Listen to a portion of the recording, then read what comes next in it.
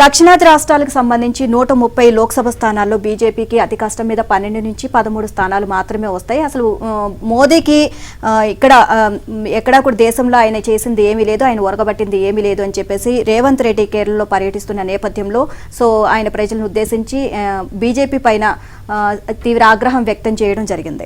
Right, అట్లాగే పూర్తిగా ఈ దక్షిణాది రాష్ట్రాలకు ఆర్థికంగా కావచ్చు, రాజకీయంగా కావచ్చు ఎక్కడా కూడా ప్రాధాన్యం ఇవ్వట్లేదు కేంద్రంలో అంటూ కూడా ఇటు నిన్న రేవంత్ రెడ్డి కూడా చాలా విమర్శలు అయితే చేయడం జరిగింది. చూస్తే 130 లోక్సభ స్థానాల్లో బీజేపీకి అతి కష్టం మీద 12 నుంచి 15 స్థానాలు మాత్రమే వస్తాయని ముఖ్యమంత్రి రేవంత్ రెడ్డి అన్నారు.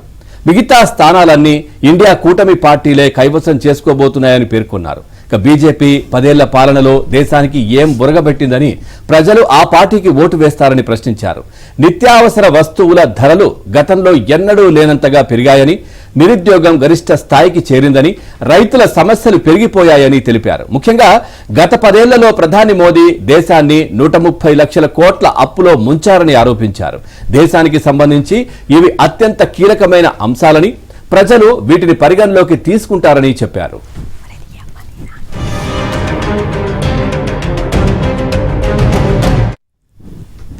కేరళలో స్టార్ క్యాంపెయినర్ గా ఎన్నికల ప్రచారంలో పాల్గొంటున్న రేవంత్ రెడ్డి అక్కడ మీడియాతో మాట్లాడారు. ప్రజల్లో గందరగోళం సృష్టించేందుకే 400 సీట్లు గెలుస్తామంటూ బీజేపీ ప్రచారం చేసుకుంటుంది అని, ప్రజలు వారిని తిరస్కరించడం ఖాయమని ఆయన అన్నారు. ఇక తెలంగాణలో ఇటీవల జరిగిన అసెంబ్లీ ఎన్నికల్లో అప్పుడే సీఎం కేసీఆర్ సైతం ఇలాంటి ప్రచారమే చేశారని, మూడోసారి 100కు పైగా స్థానాలను గెలుస్తామని చెప్పుకున్నారని, కానీ అతి కష్టం మీద 39 స్థానాల్లోనే గెలవగలిగారు అని గుర్తు చేశారు.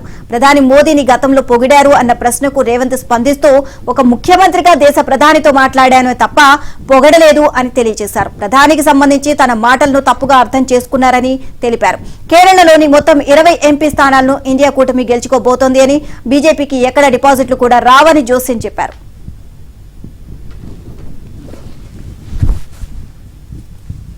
ఇదే అంశానికి సంబంధించి మరిన్ని అప్డేట్స్ మా కరెస్పాండెంట్ సిద్ధార్థ్ అడిగి తెలుసుకుందాం. సిద్ధార్థ్, రేవంత్ రెడ్డి కేరళలో స్టార్ క్యాంపెయినర్ గా ఎక్కడికక్కడ ప్రచారం నిర్వహిస్తున్నారు. సో దీనికి సంబంధించి బీజేపీ పైన ఆయన తీవ్ర స్థాయిలో విరుచుకుపడడం జరిగింది అండ్ మోదీ పైన మరీ ముఖ్యంగా. సో ఓవరాల్ గా అప్డేట్స్ ఏంటి?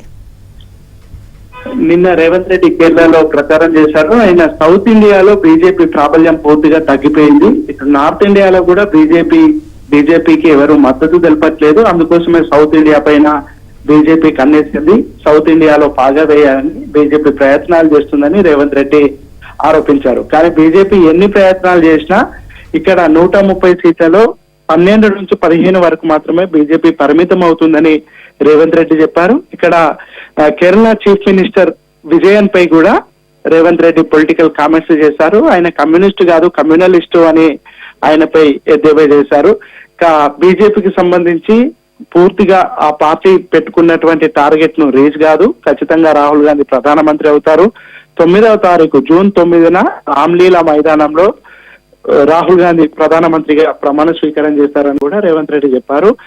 మిగతా రాష్ట్రాల్లో కూడా రేవంత్ రెడ్డి ప్రచారం ఉంది. ఇటు కర్ణాటకలో గానీ లేదంటే గుజరాత్ లో గానీ ఇట్లా ఆయన స్టార్ క్యాంపెయినర్ గా ఉన్నటువంటి నేపథ్యంలో 7 రాష్ట్రాల నుంచి కాంగ్రెస్ పార్టీకి సంబంధించినటువంటి నేతలు రేవంత్ రెడ్డి ప్రచారానికి రావాల్సిందిగా కోరారు. దాంట్లో భాగంగా ఆయన ఈ రోజు నుంచి సుడిగాలి పర్యటనలు చేయనున్నారు. ముఖ్యంగా తెలంగాణకు సంబంధించి వాళ్ళు పెట్టుకున్నటువంటి 14 సీట్లు టార్గెట్ రీచ్ అయ్యేలాగా సుడిగాలి పర్యటనలకు ఈ రోజు నుంచి శ్రీకారం చుట్టనున్నారు. ఈ రోజు ఉదయం మహబూబ్ నగర్ లో అభ్యర్థి చెల్లా వంశీచంద్రెడ్డి నామినేషన్ వేస్తారు. దానికి ముందు భారీగా ఒక ర్యాలీని నిర్వహిస్తా ఉన్నారు. దాంట్లో రేవంత్ రెడ్డి పాల్గొంటారు. ఇక సాయంత్రం ఇదే రోజు మహబూబాబాద్ లో భారీ బహిరంగ సభను ఏర్పాటు చేశారు. ఆ బహిరంగ సభలో రేవంత్ రెడ్డి పాల్గొంటారు. ఇక రేపటి నుంచి ఈ రోజు నుంచి 11వ తారీఖు మే వరకు 17 పార్లమెంటు నియోజకవర్గాల పరిధిలో 50 సభలు ర్యాలీలకు రేవంత్ రెడ్డి ప్లాన్ చేశారు. ఎల్లుండి భువనగిరి పార్టీ అభ్యర్థి చామల కిరణ్ కుమార్ రెడ్డి నామినేషన్ కార్యక్రమంలో పాల్గొంటారు. రేపు